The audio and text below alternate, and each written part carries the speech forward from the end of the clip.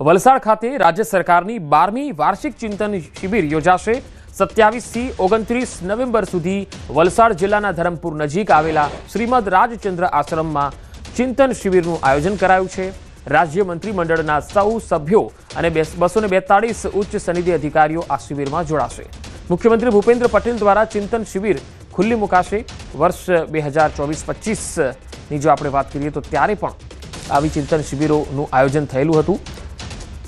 Kalupur railway સ્ટેશનથી વંદે ભારત ટ્રેનમાં આ તમામ મંત્રીઓ છે એ રવાના થઈ ચૂક્યા છે। 12મી ચિંતન શિબિર સામૂહિક ચિંતનથી સામૂહિક વિકાસ તરફની 12મી ચિંતન શિબિર વલસાડના ધરમપુરમાં આયોજિત થઈ રહી છે। મુખ્યમંત્રી, મંત્રીમંડળના સભ્યો અને તમામ જે 241 જેટલા ઉચ્ચ સનદી અધિકારીઓ છે તેઓ પણ આ શિબિરમાં સહભાગી બનવા જઈ રહ્યા છે। વધુ માહિતી મેળવીએ સંવાદદાતા વલસાડથી ભરતસિંહ વાઢેર મારી સાથે જોડાયા છે। ભરત, આ વાર્ષિક ચિંતન શિબિરનું આયોજન જે જગ્યાએ થઈ રહ્યું છે ત્યાં હાલમાં કયા પ્રકારની ચહેલ પહેલ આપ જોઈ રહ્યા છો? જી બિલકુલ પંકજ છે। રાજ્યના મુખ્યમંત્રી ભૂપેન્દ્રભાઈ પટેલ સહિત રાજ્યનું આખું પ્રધાનમંડળ અને રાજ્યના 242 જેટલા સનદી અધિકારીઓ વલસાડ પહોંચ્યા છે। વંદે ભારત ટ્રેન દ્વારા જ્યારે વલસાડ રેલવે સ્ટેશન પહોંચ્યા ત્યારે તેમનું ભવ્ય સ્વાગત કરવામાં આવ્યું હતું। ત્યારબાદ હવે જે અધિકારીઓ અને સીએમ છે એ વલસાડના ધરમપુર નજીક આવેલા શ્રીમદ રાજચંદ્ર આશ્રમમાં પહોંચે, જ્યાં આગળ 3 દિવસીય ચિંતન શિબિર યોજાશે। સામૂહિક ચિંતનથી સામૂહિક વિકાસની થીમ આધારિત આ 12મી છે ચિંતન શિબિર યોજાઈ રહી છે, જેમાં સરકારના તમામ જે પ્રધાન મંડળના સભ્યો છે સાથે જ તમામ જિલ્લાઓના કલેક્ટરો અને રાજ્યના ઉચ્ચ સનદી અધિકારીઓ પણ આ શિબિરમાં ઉપસ્થિત રહેશે। 3 દિવસ સુધી અલગ અલગ સેશન ચાલશે, જેમાં મુખ્યત્વે છે પર્યાવરણની સાથે છે ગ્રીન એનર્જી અને અન્ય જે વિષયો છે તેને લઈને ખૂબ ગહન ચર્ચા થશે। સાથે જ જે સમાપન સેશન હશે તેની અંદર ઉત્કૃષ્ટ કામગીરી કરનાર જે રાજ્યના ઉચ્ચ અધિકારીઓ છે તેમનું સન્માન પણ કરવામાં આવશે। આમ ઓપનિંગ સેશનની અંદર સીએમ પોતે હાજર રહ્યા છે અને 3 દિવસ અહીંયા આગળ આ અધિકારીઓ છે શ્રીમદ રાજચંદ્ર આશ્રમમાં રહેશે અને રોકાણ કરશે અને સાથે જ દિવસભર આ ચિંતન શિબિરના અલગ અલગ સેશન યોજાશે, જેમાં સરકારના મંત્રીઓ અને ઉચ્ચ અધિકારીઓ પણ ઉપસ્થિત રહેશે। પંકજ જી, ભરત, ખાસ આ વાર્ષિક ચિંતન શિબિરમાં કયા કયા મુદ્દાઓ ઉપર ખાસ ફોકસ રહેશે? જી બિલકુલ, અત્યારે જે આ ચિંતન શિબિરનો મુખ્ય હેતુ જે મોટો છે એ સામૂહિક ચિંતનથી સામૂહિક વિકાસ તરફ, એટલે કલેક્ટિવ ડિસિઝન લેવાશે અને અહીંયા આગળ જે તમામ રાજ્યના જે ઉચ્ચ અધિકારીઓ છે એ એકબીજા સાથે વિચાર મંથન કરશે, પોતાના વિસ્તારમાં થયેલા સારા કાર્યો અને કઈ રીતે તેને ઇમ્પ્લિમેન્ટેશન કરવામાં આવ્યું તેની પણ વિશેષ ચર્ચા કરવામાં આવશે। સાથે જ જે સરકારની વિવિધ યોજનાઓ છે એને અસરકારક રીતે કઈ રીતે અમલમાં મૂકી શકાય અને છેવાડાના માનવી સુધી સરકારના જે યોજનાઓ છે એનો સરળતાથી લાભ મળી શકે તે અંગે વિશેષ ચર્ચા કરવામાં આવશે। સાથે જ પર્યાવરણ અત્યારે ગંભીર વિષય બની રહ્યો છે, આથી પર્યાવરણના જાળવણી અને પર્યાવરણના સંવર્ધન માટે પણ અહીંયા આગળ વિશેષ ચર્ચા કરવામાં આવશે। સાથે એમના છેલ્લા કેટલાક સમયથી છે રાજ્યની અંદર અને સમગ્ર દેશમાં સોલાર એનર્જી એટલે રિન્યુએબલ એનર્જી છે, સોલાર એનર્જી, વિન્ડ એનર્જી હોય કે અન્ય જે કુદરતી સ્ત્રોતથી જે એનર્જી મેળવાય છે તેના પણ વિશેષ ભાર મૂકવામાં આવશે। રાજ્યમાં ગુજરાત છે દેશની અંદર છે સોલાર એનર્જીની અને વિન્ડ એનર્જીમાં અવ્વલ નંબરે છે, આથી હજુ આગામી સમયની અંદર રિન્યુએબલ એનર્જીમાં વધારે વિકાસ થાય અને જે રાજ્ય છે એ એનર્જી લેવલે આત્મનિર્ભર થાય તે માટેના પ્રયાસો કરવામાં આવશે। આ સાથે જ રોજગારી છે, અન્ય શિક્ષણને લગતા મુદ્દા છે ને વિશેષ કરીને આરોગ્યને લગતી જે યોજનાઓ ચાલે છે ને આરોગ્ય વિભાગ છે તેને વધુ અસરકારક અને લોકાભિમુખ કરી શકાય તે માટેના ચિંતન શિબિર થશે। આમ રાજ્યના જે સનદી અધિકારીઓ છે એકબીજાના અનુભવો શેર કરશે, સાથે જ તેમાં સામૂહિક ચિંતન કરી અને એક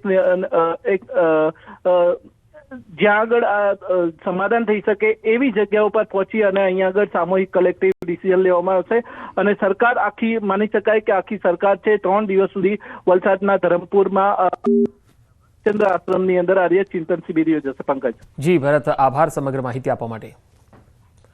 તો રાજ્ય સરકારની આ 12મી વાર્ષિક ચિંતન શિબિર છે અને હાલ મુખ્યમંત્રી વલસાડ પહોંચી ચૂક્યા છે। મંત્રીમંડળના સભ્યો સાથે તેઓ વલસાડ પહોંચી ચૂક્યા છે, જ્યાં તેમનું સ્વાગત પણ કરવામાં આવ્યું છે। આ ચિંતન શિબિર જે છે એ 29 નવેમ્બર સુધી યોજાવાની છે, એટલે કે 27, 28 અને 29 આ 3 દિવસ સુધી મંથન થશે।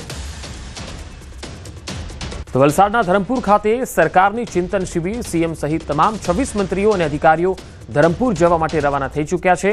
કાલુપુર રેલવે સ્ટેશનથી વંદે ભારત ટ્રેનમાં આ મંત્રીઓ રવાના થયા હતા। 12મી ચિંતન શિબિર સામૂહિક ચિંતનથી સામૂહિક વિકાસ તરફ આ એનો વિષય છે, મુખ્ય થીમ છે। અને 12મી ચિંતન શિબિર વલસાડના ધરમપુરમાં આયોજિત થઈ રહી છે, જ્યાં મુખ્યમંત્રી અને મંત્રીમંડળના તમામ સભ્યો સહિત 241 ઉચ્ચ સનદી અધિકારીઓ આ શિબિરમાં જોડાશે। ચિંતન શિબિર દર વર્ષે વહીવટના સુધારાઓ માટે ને વહીવટની અંદર નવા વિચારો અને નવા અભિગમ સાથે આદરણીય પ્રધાનમંત્રી મોદી સાહેબે 2047 સુધીનો રોડમેપ વિકસિત ભારત માટેનો મૂક્યો છે, ત્યારે સતત નવા વિચારોને અને નવી દિશાઓને આવકારવા માટેની આ ચિંતન શિબિર અધિકારીઓ સાથે, મંત્રીઓ અને આદરણીય મુખ્યમંત્રી સાથે બેસી અને દરેક વિષયોની ચર્ચા રાજ્યના સુશાસનની અને એના વહીવટની કરવા માટે સૌ એકત્ર થાય છે। રાજ્યમાં આજથી 3 દિવસની ચિંતન શિબિર યોજાવાની છે। વલસાડ ખાતે આ ચિંતન શિબિરનું આયોજન કરવામાં આવ્યું છે। મુખ્યમંત્રી ભૂપેન્દ્ર પટેલ વંદે ભારત ટ્રેનની અંદર સફર કરી રહ્યા છે। તમામ આઈએસ અધિકારીઓ પણ તેમની સાથે જોવા મળી રહ્યા છે। મહત્વનું એ છે કે આજથી આ 3 દિવસ સુધી આ મહત્વની જે બેઠક જે છે તે યોજાવાની છે, અને તે અંતર્ગત કહી શકાય કે સહકારથી સમૃદ્ધિ સહિતના જે સપનાઓ જે છે તે અંતર્ગતનું મંથન જે છે તે થવાનું છે। મહત્વનું એ છે કે આ વખતની ત્રિદિવસીય જે શિબિર યોજાવાની છે તેની અંતર્ગત ચિંતન શિબિરની થીમ સામૂહિક ચિંતનથી સામૂહિક વિકાસ તરફની ચિંતન શિબિરની થીમ જે છે તે યોજાવાની છે, અને તે અંતર્ગતનું મંથન જે છે તે 3 દિવસ યોજાવાનું છે। તમામ કેબિનેટ મંત્રીઓ અને આઈએસ અધિકારીઓ જે છે તે આ બેઠકની અંદર ઉપસ્થિત રહેશે, અને 3 દિવસનું મંથન જે છે તે રોડમેપ આગામી દિવસો માટે થશે। મહત્વનું એ છે કે 2003ની અંદર આ ચિંતન શિબિરની શરૂઆત પ્રધાનમંત્રી નરેન્દ્ર મોદી જ્યારે ગુજરાતના મુખ્યમંત્રી હતા ત્યારથી એની શરૂઆત થઈ છે, અને આ બરકરાર અત્યારે હાલ પણ જોવા મળી રહી છે। કેમેરા શ્રેણિક મહેતા સાથે ગૌતમ શ્રીમાળી, ન્યૂઝ 18 ગુજરાતી, અમદાવાદ। મહીસાગરમાં ચિક્કાર દારૂ પીધેલી હાલતમાં એક શિક્ષકે અકસ્માત સર્જ્યો। લીંબડિયામાં સંજય નાયક નામના નશેડી શિક્ષકે બાઇક ચાલકને અડફેટે લઈ લીધો। કારમાંથી દારૂની બોટલ પણ મળી છે। અકસ્માત બાદ કાર એક દુકાનમાં ઘૂસી ગઈ હતી। લોકોએ નશેડી શિક્ષકને પકડી અને મેથી પાક ચખાડ્યો। બાઇક સવારને ગંભીર ઇજાઓ થતાં વડોદરા ખસેડાયો છે। શિક્ષક ખાનપુર તાલુકાની માળા ગામની પ્રાથમિક શાળામાં ફરજ બજાવે છે। બાકોર પોલીસે કાર ચાલકની ધરપકડ કરી લીધી છે। તો કારમાંથી દારૂની બોટલ પણ મળી છે। મહીસાગરના લીંબડિયા ગામનો આ બનાવ છે, જ્યાં ચિક્કાર દારૂ પીધેલી હાલતમાં બાઇકને ટક્કર મારી લોકોએ નશેડી શિક્ષકને પકડી અને મેથી પાક આપ્યો છે। બાઇક સવારને સારવાર માટે વડોદરા ખસેડાયો છે। શિક્ષક ખાનપુર તાલુકાની માળા ગામની પ્રાથમિક શાળામાં ફરજ બજાવે છે। વધુ માહિતી મેળવીએ, મહીસાગરથી સંવાદદાતા મિતેશ ભાટિયા જોડાયા છે। મિતેશ, આ સમગ્ર મામલે અપડેટ શું છે? જો વાત કરવામાં આવે તો ખાનપુર તાલુકામાં જે લીંબડિયા અને નરોડાની જે જગ્યા છે તે શિક્ષક દ્વારા જે દારૂ પી અને છાપતા બનતા હોય છે, તો મહિનાની અંદર આ 2 ઘટનાઓ છે તે સામે આવી છે। અગાઉ 1 મહિનો પણ હજુ થયો નથી કે જે નશાની હાલતમાં એક શિક્ષક હતો, કાર ચાલક હતો, અને તેને એક બાઇક સવારને 2 થી 3 કિલોમીટર સુધી ફંગોળ્યો હતો। ત્યારે આ 1 મહિનો પણ નથી થયો ત્યારે બીજા શિક્ષકની એક કરતૂત છે। નશામાં ધૂત એક શિક્ષક છે તે લીંબડિયા ચોકડી પર કાર લઈને આવે છે, અને ઉભેલો એક બાઇક ચાલક છે તેને અડફેટે લે છે અને ગંભીર ઇજાઓ પહોંચાડે છે। પછી ભાગવાની કોશિશની અંદર એક દુકાનની અંદર જે કાર છે તે ઘુસાડી દે છે। જો કે સમગ્ર મામલે ચોકડી પર રહેલા લોકો દ્વારા તેને કારમાંથી ઉતારી અને મેથી પાક ચખાડવામાં આવે છે, અને પછી પોલીસ આવતા તેની ધરપકડ કરી લેવામાં આવે છે। જો કે કારની અંદર તપાસ કરતા એક દારૂની બોટલ પણ મળી આવી છે। વાત છે શિક્ષકની, ત્યારે એક બાદ એક શિક્ષકો છે તે નશામાં ચાપતા બને છે અને અકસ્માત હિટ એન્ડ રનની ઘટના કહી શકાય તેને અંજામ આપી રહ્યા છે। ત્યારે હવે કાયદેસરની કાર્યવાહી થાય આ શિક્ષક ઉપર તેવી માંગ લોકો દ્વારા ઉઠવા પામી। જી મિતેશ, આભાર માહિતી આપવા માટે। સાબરકાંઠાના ઈડરના માણિયોર ગામ પાસે દારૂ ભરેલી કાર પલટી ગઈ। આ કાર પલટી મારતા કારમાં રહેલો દારૂ વેરવિખેર થયો। ઈડર પોલીસ ઘટના સ્થળે પહોંચી અને તપાસ હાથ ધરી। ચાલક કાર મૂકીને ફરાર થઈ ગયો। પોલીસે અકસ્માત અને શરાબ મામલે તપાસ હાથ ધરી। જો કે આ સમગ્ર મામલામાં કોઈ જાનહાનિ થઈ નથી। તસવીરો જોઈ શકાય છે સાબરકાંઠાના મણિયોર ગામ પાસેનો આ બનાવ। ઈડર તાલુકામાં આવે છે આ ગામ, જ્યાં દારૂ ભરેલી કાર પલટી ગઈ હતી અને જે દારૂ હતો કારમાં એ વેરવિખેર થઈ ગયો હતો। પોલીસ સ્થળ પર પહોંચી હતી અને ચાલક કાર મૂકીને ફરાર થઈ ગયો।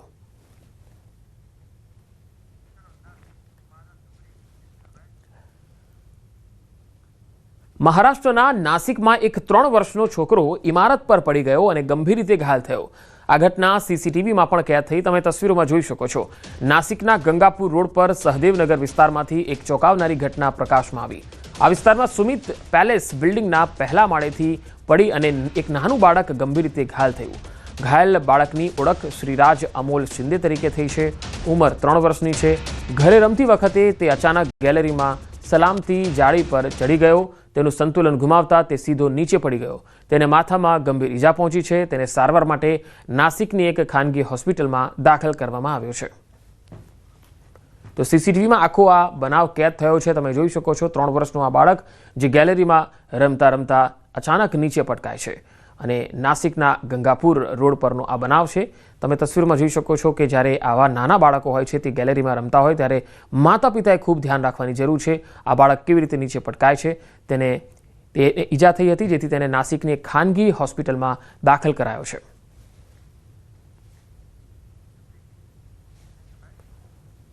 વ્હાઇટ હાઉસ નજીક ગોળીબારની એક ઘટના બની. વ્હાઇટ હાઉસથી થોડા બ્લોક દૂર બપોરે લગભગ 2:15 કલાકે એક હુમલાખોરે અચાનક વેસ્ટ વર્જિનિયા નેશનલ ગાર્ડના 2 સૈનિકો પર ગોળીબાર કર્યો.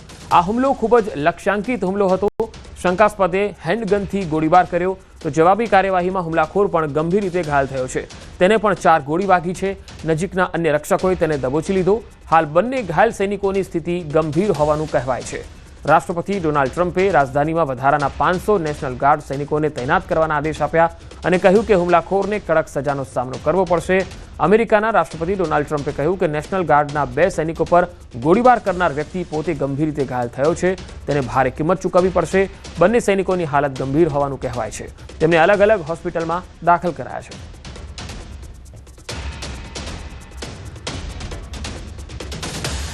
મુંબઈના વર્લી સી લિંક પર મોડી રાત્રે એક કારમાં અચાનક આગ લાગી હતી. કાર સંપૂર્ણપણે નાશ પામી હતી. કારમાં સવાર લોકો સમયસર બહાર નીકળી ગયા હતા.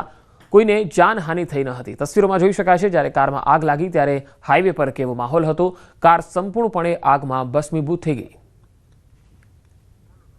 તો કારમાં સવાર તમામ લોકોનો આબાદ બચાવ થયો છે. થોડીવાર માટે અહીંયા અફરાતફરી પણ મચી હતી. આસપાસથી પસાર થતા વાહન ચાલકો છે એ પણ જોઈને સ્તબ્ધ બની ગયા હતા. મુંબઈનો આ બનાવ છે. કારમાં અચાનક આગ લાગી હતી. આગ કયા કારણોસર લાગી તે સામે આવી શક્યું ન હતું.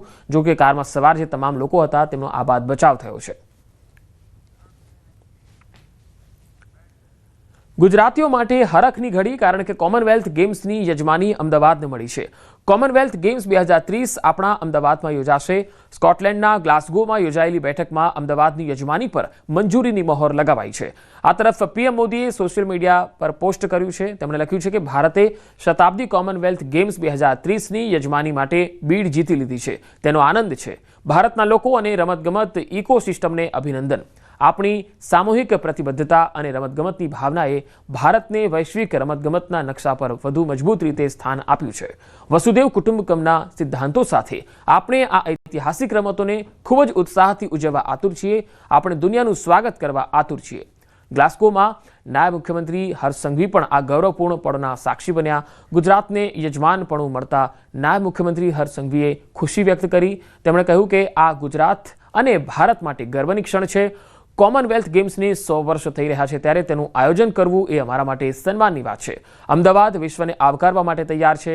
આ ગેમ્સ ફક્ત આપણા માળખાગત સુવિધાઓ અને પ્રતિભાને જ નહીં પરંતુ અમારી એકતા અને શ્રેષ્ઠતાને પણ પ્રદર્શિત કરશે. Thank you to the Commonwealth Sports family for declaring Bharat's Ahmedabad as the host city of the Commonwealth Games 2030. 2030 marks the centenary of the Commonwealth sport movement. Hosting this edition is not just an honor, it is a responsibility to celebrate 100 years and to shape the next 100 years. Ahmedabad stand ready for the responsibility. Commonwealth game ભારતમાં અને ભારતમાં ગુજરાતમાં રમાય એ આપણા સૌ માટે ગૌરવની ક્ષણ છે. માનનીય વડાપ્રધાન, 2030 સ્પોર્ટ્સ ઇન્ફ્રાસ્ટ્રક્ચર તૈયાર થયું છે એ ઇન્ટરનેશનલ કક્ષાનું થયું છે એ વાતની આ સાબિતી છે. આપણા સૌ માટે આ ગૌરવની ક્ષણ છે. मुझे पूरा विश्वास है आने वाले दिनों में 2036 में भारत यानी कि आने वाले 10 साल में भारत दुनिया में 1 से 10 क्रम के स्पोर्टिंग नेशन में अपना स्थान हासिल करेगा. और हमने ये रोड मैप तय करा है कि जब 2047 में जब देश आज़ादी का शताब्दी वर्ष मनाता हो तब हम दुनिया में 1 से 5 क्रम के टॉप स्पोर्टिंग नेशन में भारत का नाम अवश्य नामांकित करेंगे. दोस्तों, मैं देश के सभी एथलीट को, देश के सभी युवाओं को खेलने के लिए, अपना परफॉर्मेंस करने के लिए, अपना स्वयं का और देश का नाम रोशन करने के लिए तैयार रहने के लिए आह्वान करता हूं. धन्यवाद. તો અમદાવાદ કોમનવેલ્થ ગેમ્સ 2030ની યજમાની કરશે, જે સમગ્ર દેશ અને ગુજરાત માટે ગૌરવની ક્ષણ છે. સીએમએ કહ્યું કે ખેલ જગતની પ્રતિભાઓને વિશ્વસ્તરીય ઝળકવાની નવી તકો મળશે. આ આયોજનથી ખેલ જગતની પ્રતિભાઓને વિશ્વ સ્તરીય ઝલકવાની નવી તકો મળશે અને તેમના વિકાસના નવા દ્વાર ખુલશે. ગુજરાતે આ દિશામાં લગાતાર સક્રિય પ્રયાસો કર્યા છે. વર્તમાનના વર્ષોમાં ગુજરાતે સ્પોર્ટ્સ ઇન્ફ્રાસ્ટ્રક્ચરમાં મોટા પાયે રોકાણ કર્યું છે. ભારતમાં કોમનવેલ્થ ગેમ્સના આયોજનથી ખેલ સુવિધાઓના વિસ્તાર થવાની સાથે યુવા અને ખેલાડીઓને તાલીમ, રોજગાર અને આંતરરાષ્ટ્રીય અનુભવ મળશે. તો 2030માં અમદાવાદમાં યોજાનારી કોમનવેલ્થ ગેમ્સને લઈ રાજકોટના ખેલાડીઓમાં ઉત્સાહનો માહોલ જોવા મળ્યો. યુવા ખેલાડીઓને તાલીમ અને રોજગાર પણ મળશે. સીએમએ આ જણાવ્યું હતું. અમદાવાદ CWG 2030ની યજમાની કરવા માટે તૈયાર છે. સમગ્ર દેશ અને ગુજરાત માટે આ ગૌરવની ક્ષણ છે. कॉमनवेल्थ गेम की मेजबानी भारत को मिलना हमारे स्पोर्ट्स सेक्टर, इंफ्रास्ट्रक्चर और अंतर्राष्ट्रीय क्षमता की बड़ी पहचान है. गुजरात में इसका आयोजन हम सभी के लिए गर्व का विषय है और इसे खेल प्रतिभाओं को नई उड़ान और दीर्घकालीन विकास के अवसर मिलेंगे. राष्ट्रीय स्तर पर यह पहल उस व्यापक दृष्टिकोण से जुड़ी है जिस पर प्रधानमंत्री श्री नरेंद्र भाई मोदी जी बार बार युवा शक्ति के सशक्तिकरण, विश्व स्तरीय इंफ्रास्ट्रक्चर के विकास और भारत की वैश्विक पहचान को मजबूत करने के पर बल देते हैं. इस दिशा में गुजरात भी अपनी प्रयासों को लगातार गति दे रहा है. गुजरात ने हाल के वर्षों में स्पोर्ट्स इंफ्रास्ट्रक्चर में बड़ा निवेश किया है. कॉमनवेल्थ गेम भारत और इसमें भी गुजरात में होने से आधुनिक खेल सुविधाओं के विस्तार के साथ युवाओं और खिलाड़ियों को प्रशिक्षण, रोजगार और अंतर्राष्ट्रीय अनुभव जैसे नए अवसर मिलेंगे. તો 2030માં અમદાવાદમાં યોજાનારી કોમનવેલ્થ ગેમ્સને લઈ રાજકોટના ખેલાડીઓમાં પણ ઉત્સાહનો માહોલ જોવા મળ્યો. ભારત માતા કી જયના નારા લગાવ્યા. કહ્યું, ઘર આંગણે કોમનવેલ્થ ગેમ્સ રમતા ખેલાડીઓને ઘણો ફાયદો થશે અને રમતગમતને પ્રોત્સાહન પણ મળશે. આપણા માટે બહુ ગૌરવની વાત છે કે ગુજરાતને આવડી મોટી કોમનવેલ્થ ગેમ મળે છે. રમતગમતને અને આવનારી જનરેશન કે જે સ્પોર્ટ તરફ વળે છે એને ખાસ કરીને આનાથી ઘણું પ્રોત્સાહન મળે કે સ્પોર્ટ પણ એક જગ્યા છે કે જ્યાં વ્યક્તિઓ સારું કરી શકે એમ છે. આપણા નવા ખેલાડી જે ક્રિકેટ સિવાયના પણ ઘણી ગેમ છે, બધી ગેમમાં બધાને એને ખૂબ જ રમવા મળશે, પ્રોત્સાહન મળશે અને ભવિષ્યમાં એને પણ કંઈક કરી બતાવવાનું થાય કે અમે પણ કરી બતાવી અને આનાથી જરૂર આપણા સ્પોર્ટ્સને, રમતગમતને ફાયદો થશે ને થશે. અમદાવાદમાં સંવિધાન ગૌરવ દિવસની ઉજવણી કરવામાં આવી. ભાજપ અનુસૂચિત જાતિ મોરચા દ્વારા અભિવાદન સમારોહ યોજાયો. ભાજપ પ્રદેશ અધ્યક્ષ જગદીશ વિશ્વકર્મા પણ ઉપસ્થિત રહ્યા. મંત્રી દર્શનાબેન વાઘેલા અને પ્રદ્યુમન વાજા પણ ઉપસ્થિત રહ્યા. સંવિધાન ગૌરવ દિવસની ઉજવણી અમદાવાદમાં કરવામાં આવી ત્યારે અહીં ભાજપના પ્રદેશ અધ્યક્ષ પણ ઉપસ્થિત રહ્યા હતા. સંવિધાન ગૌરવ દિવસ ગઈકાલે આખા દેશભરમાં તેની ઉજવણી થઈ હતી. અલગ અલગ શહેરોમાં અલગ અલગ પ્રકારે ઉજવણી કરવામાં આવી હતી. ત્યારે અમદાવાદમાં પણ અહીંયા સંવિધાન ગૌરવ દિવસની ઉજવણી કરવામાં આવી હતી, જેમાં ભાજપના તમામ દિગ્ગજ આગેવાનો ઉપસ્થિત રહ્યા. કોંગ્રેસના નેતા ભરતસિંહ સોલંકીના જન્મદિવસની ઉજવણીના ભાગરૂપે પરિવાર સંવાદ કાર્યક્રમનું આયોજન થયું, જેમાં કોંગ્રેસના નેતા શૈલેષ પરમાર, પરેશ ધાનાણી, જ્ઞાનીબેન ઠાકોર, અમિત ચાવડા સહિતના નેતાઓ અને મોટી સંખ્યામાં કોંગ્રેસ કાર્યકર્તાઓ ઉપસ્થિત રહ્યા. આ કાર્યક્રમમાં ભરતસિંહ સોલંકીએ જણાવ્યું, રાજકારણમાં માત્ર ને માત્ર બુદ્ધિનો એક વિષય છે. કોંગ્રેસ પાર્ટીએ લોકોની અપેક્ષાઓથી આગળ ચાલવું પડશે. સ્વૈચ્છિક કામ કરનાર લોકો જોઈએ તો પાર્ટી ઊંચી આવશે. એટલે કોંગ્રેસ પાર્ટીએ પ્રજાની અપેક્ષાઓની આગળ ચાલવું પડશે. આપણે અંદરની વાત કરીશું, ભરતભાઈ ચાલેકની, જગદીશભાઈ, શૈલેષભાઈ, પરેશભાઈ કે સિદ્ધાર્થભાઈ, કાંઈ નહીં વળે. પ્રજાને લક્ષ, વોટરને, મતદારને, સરવાળો જનશક્તિનો ગાંધીજીએ કર્યું એમ એક મીઠું લીધું, આખા દેશને જોડી દીધો. નવસારીના સાદરવેલમાં ખેડૂત આક્રોશ સભા યોજાઈ. ધારાસભ્ય આનંદ પટેલની આગેવાનીમાં આ સભાનું આયોજન થયું. કાવેરી સુગર બંધ કરવાના વિરોધમાં કોંગ્રેસની સભા હતી. આ સભામાં ધારાસભ્ય જિગ્નેશ મેવાણીને પણ સમર્થન આપ્યું. હરાજી પ્રક્રિયા સામે તપાસની માંગ કરાશે. તેમણે કહ્યું કે અમારી સરકાર આવશે તો હપ્તા લેનાર અધિકારીઓના પટ્ટા ઉતારી લેવાશે. તો નવસારીમાં હરાજી પ્રક્રિયા સામે તપાસની માંગ કરાશે એવો તેમણે હુંકાર કર્યો હતો. અને સાથે સાથે સાદરવેલ ગામમાં ખેડૂતોની જે આક્રોશ સભા છે તેમાં ખેડૂતો પણ મોટી સંખ્યામાં ઉપસ્થિત રહ્યા હતા. ધારાસભ્ય આનંદ પટેલની આગેવાનીમાં આ ખેડૂત આક્રોશ સભાનું આયોજન થયું હતું. કાવેરી સુગર બંધ કરવાના વિરોધમાં કોંગ્રેસની આ સભા હતી, જેમાં ખેડૂતો પણ આવ્યા. કેન્દ્રીય મંત્રી નીતિન ગડકરીએ ગાંધીનગરમાં એક બેઠક યોજી. નેશનલ હાઈવે ગુણવત્તા અને સમય મર્યાદાની સમીક્ષા કરી. તૂટી ગયેલા રસ્તા, નબળી કામગીરી અંગે ચર્ચા કરવામાં આવી. વિલંબિત પ્રોજેક્ટોમાં જવાબદારી નક્કી કરવાની સૂચનાઓ અપાઈ. બેઠકમાં મુખ્યમંત્રી ભૂપેન્દ્ર પટેલ પણ ઉપસ્થિત રહ્યા. માર્ગ મકાન વિભાગના અધિકારીઓ અને કોન્ટ્રાક્ટરો પણ હાજર રહ્યા. તો બેઠકમાં મુખ્યમંત્રી ભૂપેન્દ્ર પટેલ પણ ઉપસ્થિત રહ્યા. ખાસ કરીને નેશનલ હાઈવેના જે પ્રોજેક્ટો છે જે વિલંબિત થઈ રહ્યા છે, જેના કામકાજ હજુ પડતર છે, માર્ગ મકાન વિભાગના અધિકારીઓ છે એ ફાઇલોમાં જેટલું કામ કરી રહ્યા છે તેને ફટાફટ આગળ કરવામાં આવે, ઝડપી બનાવવામાં આવે એવી સૂચનાઓ અપાઈ. ઉના શહેરમાં મહિલા શિક્ષિકાએ ગળે ફાંસો ખાઈ જીવન ટૂંકાવ્યું. 30 વર્ષીય કાજલબેન વાઢેરે પોતાના નિવાસસ્થાનને જીવલેણ પગલું ભર્યું. તેઓ જાફરાબાદ મોડેલ સ્કૂલમાં સરકારી શિક્ષિકા તરીકે 5 મહિના અગાઉ જોડાયા હતા. વહેલી સવારે બનેલી ઘટનાની જાણ થયા બાદ પરિવારજનો દ્વારા મદદ માટે બૂમાબૂમ કરવામાં આવી. કાજલબેનને તરત જ ઉના સરકારી હોસ્પિટલ ખસેડાયા, પરંતુ તબીબોએ તેમને મૃત જાહેર કર્યા. આત્મહત્યાના કારણો જાણવા ઉના પોલીસે તપાસ હાથ ધરી. તો ઉનામાં મહિલા શિક્ષિકાની આત્મહત્યા, 30 વર્ષીય કાજલબેન વાઢેરનું દુઃખદ અવસાન. આ સમગ્ર બાબતે હાલ કારણ જે છે સ્પષ્ટ રૂપથી સામે આવી શક્યું નથી. તબીબોએ તેમને મૃત જાહેર કર્યા છે. તેમણે કયા કારણોસર આત્મહત્યા કરી તે જાણી શકાયું નથી.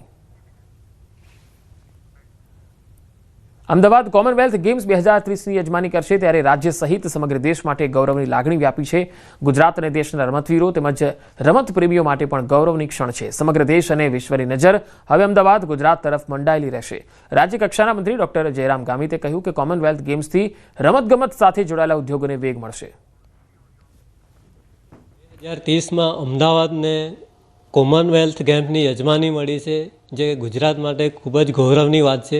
ત્યારે રાજ્ય કક્ષાના મંત્રી ડૉક્ટર જયરામ ગામિત સાથે આપણે વાત કરીએ કે આ કોમનવેલ્થ ગેમને લઈને શું કહી રહ્યા છે. જી, 2030માં કોમનવેલ્થ ગેમ જ્યારે ભારતને એમાં ખાસ કરીને ગુજરાતને મળી છે, ત્યારે આજે સમગ્ર ભારત માટે એક ખુશીનો દિવસ ગણી શકાય. અને ગુજરાત માટે પણ એટલા માટે કે આપણને ગુજરાતમાં જ્યારે આ રમત રમાવાની છે ત્યારે સમગ્ર ગુજરાતીઓ માટે, ગુજરાત સરકાર માટે, ગુજરાતના રમતગમત વિભાગ એમના માટે પણ આ ખૂબ ખુશીનો આજનો દિવસ. ત્યારે ગુજરાતમાં જે ખેલાડીઓ છે અંતરિયાળ વિસ્તારમાં, એ લોકો જ્યારે રમશે અને એ પણ ખાસ કરીને આંતરરાષ્ટ્રીય લેવલના જ્યારે ખેલાડીઓ સાથે રમશે, ત્યારે આ જે એક ક્ષણ હશે એ ખૂબ ખુશીનો ક્ષણ હશે. રમતગમત વિભાગ સાથે સંકળાયેલા ઉદ્યોગો એમને પણ વેગ મળવાનો છે. એમાં ખાસ કરીને જે પરિવહનની વાત કરીએ એમાં પણ આપણને ખૂબ મોટો લાભ થશે. અને જે હોટલનો જે ગુજરાતમાં જે હોટલો એ વેપારને પણ વેગ મળવાનો છે ને કે આમાં હજારો લોકોને આ કોમનવેલ્થ ગેમથી રોજગારી પણ મળવાની છે. ખાસ કરીને જ્યારે આ ગુજરાતને જ્યારે આ રમત મળવાની છે, ત્યારે વિકસિત ભારત જે થવાનું છે 2047માં, તો આ ઓલિમ્પિક, આ કોમનવેલ્થ ગેમ એનો પણ એમાં ખૂબ મોટો ફાળો રહેશે. આપણે વાત કરી રાજ્ય કક્ષાના મંત્રી ડૉક્ટર જયરામ ગામિત સાથે. ખાસ કરીને જે 2030માં કોમનવેલ્થ ગેમનું આયોજન અમદાવાદમાં થવા જઈ રહ્યું છે, ત્યારે તૈયારીઓને લઈને તેમજ ખાસ કરીને ગુજરાતના ખેલાડીઓ અને લોકો માટે પણ આ કોમનવેલ્થ ગેમ ઘણું ઉપયોગી સાબિત થશે. હેમંત ગામિત, ન્યૂઝ 18 ગુજરાતી, તાપી. અમદાવાદમાં જ્યારે કોમનવેલ્થ ગેમ્સ 2030નું આયોજન થવાનું છે, ત્યારે તેને લઈને સૌ કોઈ ગૌરવની લાગણી વ્યક્ત કરી રહ્યા છે.